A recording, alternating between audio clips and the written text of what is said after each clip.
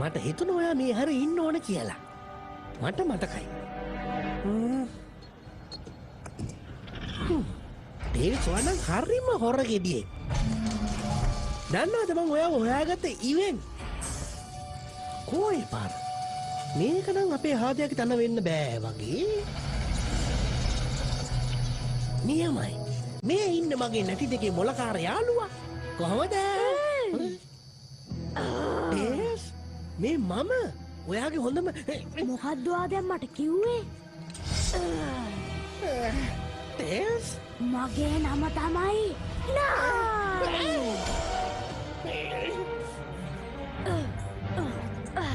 මොනාද අඩෝනේ?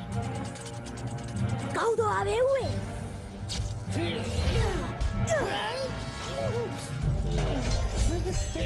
මේ කලින් දෙකේදී මේ දැන් කීයක් තියෙනවද? නාබයා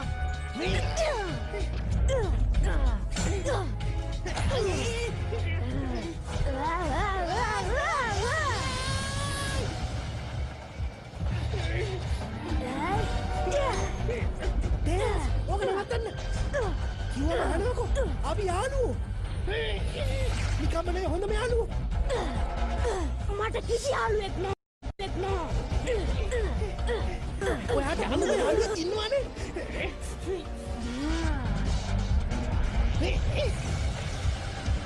ඉලක්කය පැහැදිලි. එයා ඉන්න අඳුරු නැවතුම් පොලේ.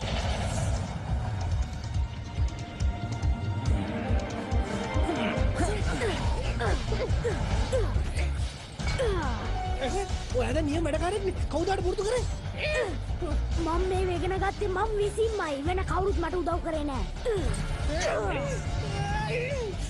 මේ විකාර නවත්තන අපි දැන් මෙතන යන්න ඕනේ. අපි හරිත යාය හිටපු කාලේ කොච්චර සතුටින්ද හිටියේ. ඔයා මට එක දවසක්වත් මේ විතර ගහලා නැහැ.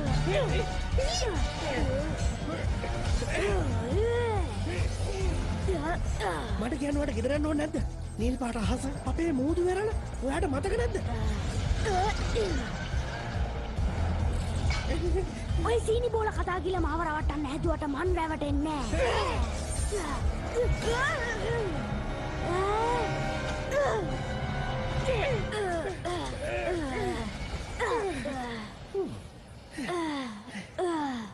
ඔයා මාව බේරගත්තා. ඒක තමයි මං වාට කලින් තේරුම් කරන්න හැදුවේ අපි යාළුවෝ. බොරු කතා ගොතලා කිව්වයි කියලා ආයෙත් මගෙන් බේරෙන්න හම්බෙන්නේ නෑ. ඔය ඇති නවත්ත ගන්න. අපි යාළුවෝ හොඳම යාළුවෝ. ඉන්න මං ඔයාට මතක් කරලා දෙන්නම්.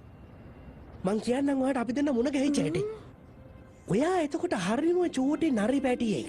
අනිත් අය වගේ නෙමෙයි. ඔයා ගොඩක් බුද්ධිමත් කෙනෙක්. හැබැයි කණ්ඩායමේ අනිත් අය ඔයාට ගොඩාක් කරදර කළා. ඔයාගේ නැටි දෙකෙන් අදින්න ගත්තා. දවසක් මං ඔයාව බේරගත්තා. ඉතින් පස්සේ කවදාවත් ඒගොල්ලෝ ඔයාට කරදර කළේ නෑ. ඔයා කොහොමද ඒ දේවල් දන්නේ? ඒත් ඔක සිද්ධ වුණේ එහෙම නෙවෙයි. ඔයා එතනට ආවේ නැහැ. මම එතකොට පුංචි ළමෙක්. මම මගේ පාඩුවේ තමයි හිටියේ. ඒත් අනිත් අය එහෙම හිටියේ නෑ. සමහරු ඇවිල්ලා මගේ නැටි දෙකෙන් අල්ලලා අදින්න පටන් ගත්තා. ඒ විතරක් නෙමෙයි හැමෝම මට ගැහුවා. එහෙම අවුරුදු ගාණක් මම දුක් විඳා. ඊට පස්සේ මම මගේ නරි මොලේ පාවිච්චි කරා. මම එයාලත් එක්ක ආපහු සටන් කළා. මම එදා ඉඳලා තනියම තමයි මං ගැන බලාගත්තේ. කවුරුත් මට හිටියේ නෑ. මං තනි වුණා. මට මෙහි කිසිම යාළුවෙක් නැහැ. ඇයි දන්නවද මම මෙහෙට වෙලා ජීවත් වෙන්නේ? කරදරකාරයන්ගෙන් බේරිලා ඉන්න. ඔයත් ඒ ගොඩේ ඉන්නවා.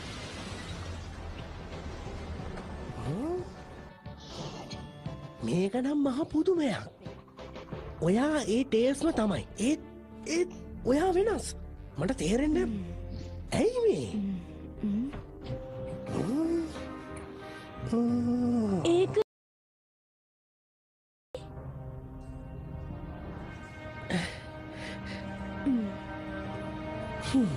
හොඳයි. පළවෙනි දේ තමයි ඔයාට තිබුණා සුපිරි ප්ලේන් එකක්. එහෙමද? ඔයා ඒකට කිව්වේ ටෝනේඩෝ. ඒ කාලේ අපි කොච්චරවත් දොස්තර බිත්තරත් එක්ක සටන් කරා. අපි දිනුවා. තාත්තයා පරාද වුණා. කොච්චරවත් එහෙමයි. ඔයා කියන්නේ අවුල් ජාලා කවුන්සිලේද? නෑ මං කිව්වේ බිත්තර තට්ටයා ගැන. ඒ කියන්නේ දොස්තර බිත්තර මහත්තයා ගැන නේද? ඔව් මං හිතන්නේ වගේ. මෙහෙමයි. අපි හැමෝම ළඟ එක එක අඩුපාඩු තියෙනවා තමයි. හැබැයි අපි එකට ඉන්නකම් අපි කවදාවත් පරද්ද වෙන්නේ නැහැ. අනිත් එක ඔයා දන්නවද හොඳම දේ? තමන්ගේ හොඳම යාළුවත් එක්ක එකතු වෙලා සරබනිස් කන එක තමයි ජීවිතේ තියෙන සතුටුම දේ. ඒ මතක කවදාවත් අමතක වෙන්නේ නැහැ. අපි කට්ටිය එකතු වෙලා කරන වැඩ කොහොමද අනේ අමතක කරන්නේ? මට පේන විදියට ඔයාගේ සපත්තු වලින් දුම් දානවා. එච්චර ගණන් ගන්න එපා. මේ වගේ වෙලාවට ඔහොම වෙන එක සාමාන්‍ය දෙයක්. මට පේන්නම බැරි දෙයක් තමයි මගේ වටේ ඉන්න කට්ටිය ওই විදියට නරෙන් අඩන එක. ඉන්න. මං හිතුවා මාත් එක්ක සටන් ගානකට ආව කියලා. දගලන්න නැතුව ඔහොම ඉන්න.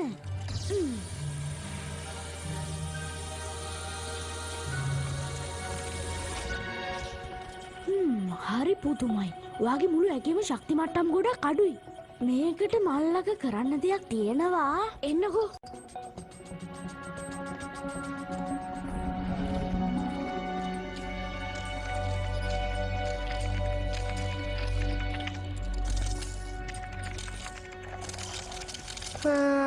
මේකත් නරක නෑ වගේ. ඔයාගේ පරණ සපත්තු දෙක ගැනද කියන්නේ? ඒක නම් වැඩක් නෑ. නෑ නෑ අපෝ නෑ.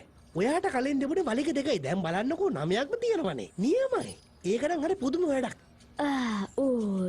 ඒක එහෙම වෙන්නේ නැති. මේක දාගන්නකෝ. මේකෙන් පුළුවන් ඔයාට හම්බෙන ඕන ශක්තිය කැමති විදිහකට පාලනය කරන්න. සමහර විට. මට තේරුන්නේ නෑ. මේ ශක්තිය තවමත් අභිරහසක්.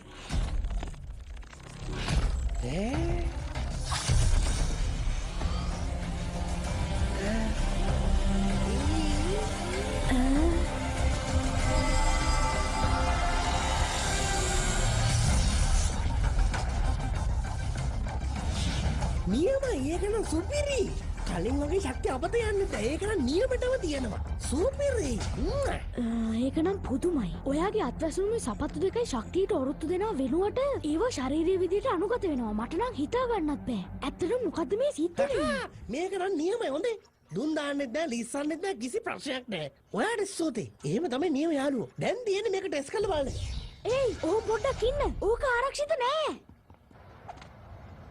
මන්නම් කියන්නේ ඔයා ඉන්න ඕන මෙතන නෙමෙයි. මීට වඩා හුඟක් උස්ස තැනක. අදහසක් නැද්ද ඇඳුම් එහෙම අහන්න? හොඳට හම්බ කරත හැකි. අපි මේ රාසිගත විදියට ඉන්න ඕනේ.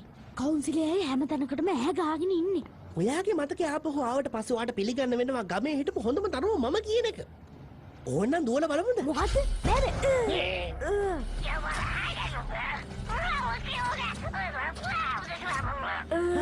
මේ ආපහු අර බබා. මං කිව්වනේ රාසිගත විදියට ඉන්න ඕනේ කියලා. එයා එහෙම එකක් කිව්වේ නෑ. ඌ කලින්ම කිව්වා. කියවද? කිව්වනේ. මට නම් මතක නෑ. ඔයාට විශ්වාසද අපි දෙන්න හොඳ යාළුවෝ කියලා? නිලිත්තකුරට යාළුවොත් ඉන්නවද? ඒක නම් කියන්න දන්නේ නෑ. හැබැයි එයා කවුරු වුණත් එයා මේකට දැන් සම්බන්ධයි.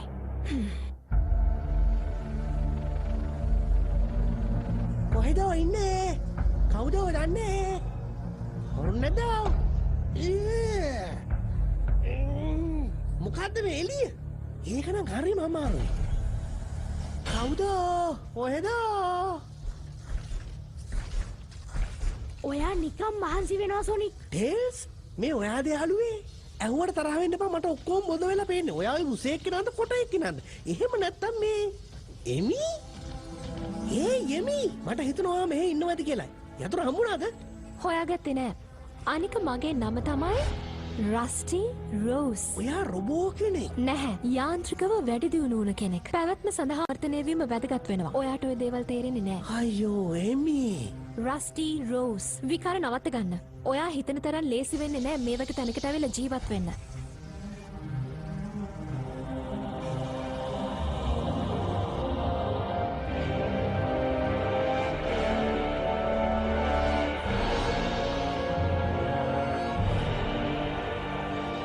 කරවලේ මොකුත් පේන්නේ නැහනේ. කොහොර ලයිට් දාන්න කෙනා. මේ තමයි අවුල්ජාලා කවුන්සිලර්. පිළිගන්න දොස්තර පැලස්තර. මන් ඉතින් නෑ මම මේ හැරලා ඉන්නේ. ඕගොල්ලන්ගේ වැඩේ කරගෙන යන්න. දොස්තර දැනුම්බර. මම මේ ලෝකේ තියෙන හැම දර්ශනයකම ප්‍රතිමූර්තියක් කිව්වොත් හරේ. මොකද මම ඒව බොහොම ගැඹුරින් අධ්‍යයනය කරන කෙනෙක්. ඊළඟට දොස්තර සූස්තර. මට වැඩ තියෙනවා. මෙයා ගැන නම් ඔයා දැනටම දන්නවනේ. මේ ඉන්නේ දොස්තර අඩුබර. මගේ ජීවිතේට හම්බෙච්ච කරදරකාරන් බබා එයා. ඒ වගේම මේ ඉන්නේ දොස්තර බිත්තර මහත්මයා. හුරතල් තට්ට බෝල ඉතින් කොහොමද ඔයාට? පොඩ්ඩකට නැවතිලා බලන්නකො ඔයාගේ ඇස් දෙක දිහා. පොඩ්ඩක් වෙලා බලන් ඉන්නකොට මට තේරෙනවා ඔයා මේ වෙලාවේ කොච්චර අසරණද කියලා. අනේ නිකන් ඉන්න මෙයා. මට නම් මෙතන පේන්නේ තනිකරම පවුල් පාලනය විතරයි. මට කියන්න ඔයා කවදෙනවද මෙහෙම එකක් පටන් ගත්තේ? මෙතන කොහෙද පවුලක් තියෙන්නේ කියලා කියනවා. අපි තමයි මෙතන අවුල් ජාලා කවුන්සලර්. එකෙකු පහක් වෙනුවෙන්. පහක් එකෙකු වෙනුවෙන්.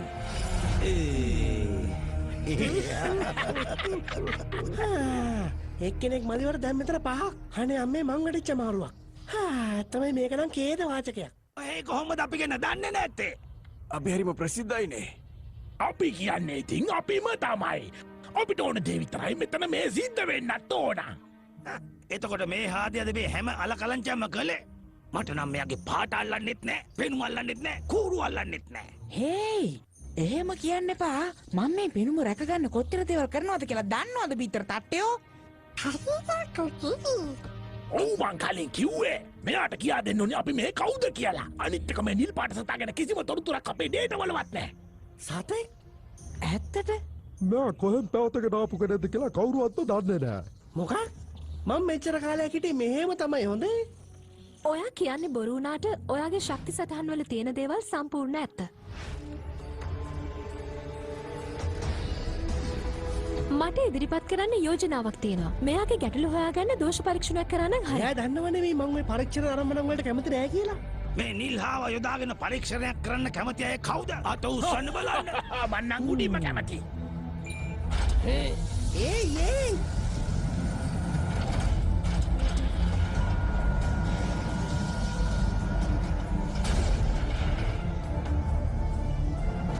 රස්ටි අපි මෙයාව බාධා හරහා යවමු.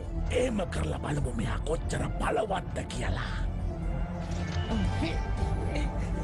දඟලන්න ලෑස්ති වෙන්න එපා. එහෙම වුණොත් ඉතින් වන්දි ගෙවන්න වෙන්නේ මෙයාට. එපා. හරි හරි ඕන එකක් කරමුකෝ එන. මේක ඉවර වෙච්ච ගමන් එයාට මට ගෙදර යන්න ඕන. හරිනේ?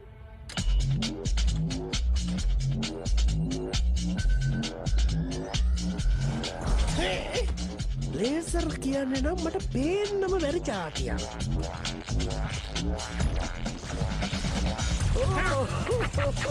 මේක අන්‍යමයි.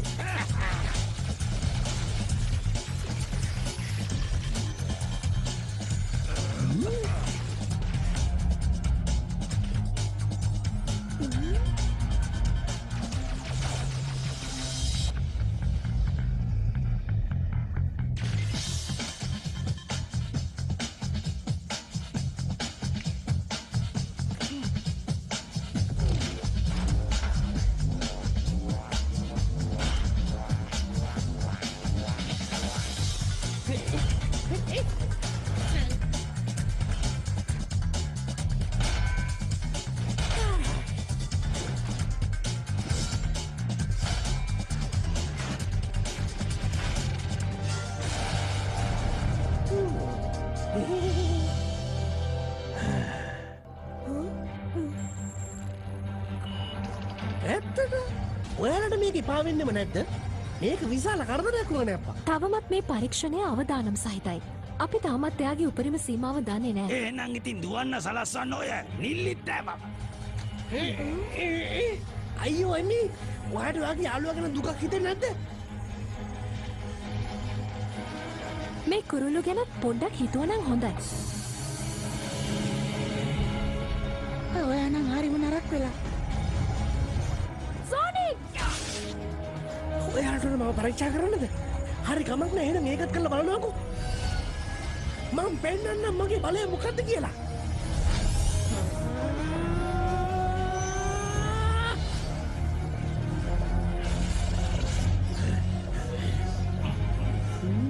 මට හිතෙන්නේ මෙයාගේ ශක්තිය අපි හිතනවට වඩා වැඩි.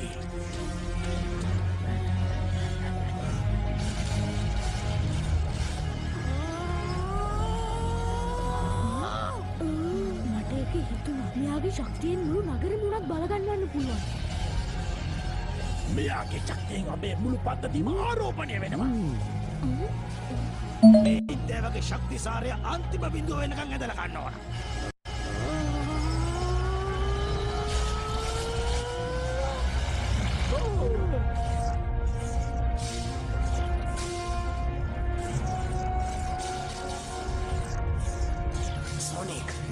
කියලා තියෙන ඉක්මනට මෙතනින් යන්න. ෂැඩෝ ඔව් ඒ පාර මහ දවාල මට හොල්මනුත් පේන්න අරගෙන කොහෙද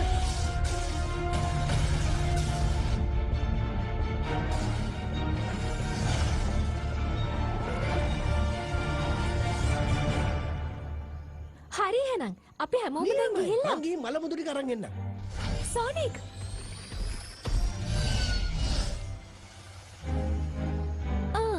මන්නන් හිතන්නේ එයාට හැමෝම කියන කෑල්ල ඇහුනේ නෑ වගේ. හැමදාම ඉතින් ඔහොමනේ. නැහැ. එයාට කවදාවත් අපිව අමතක වෙන්නේ නැහැ දන්නවනේ. අපි දැන් ඉක්මනට එතනට යමු. කරන්න වැඩ දිනවනේ.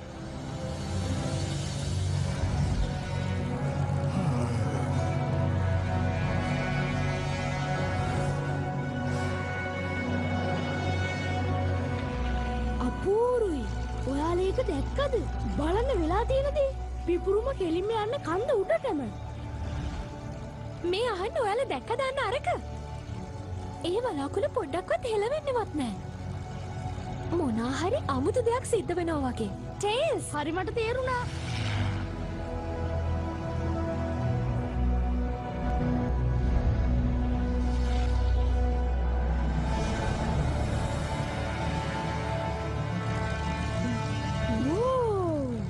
ඔයාලා හිතන්නේ මෙතන සොනික් ඉන්නවා කියලාද?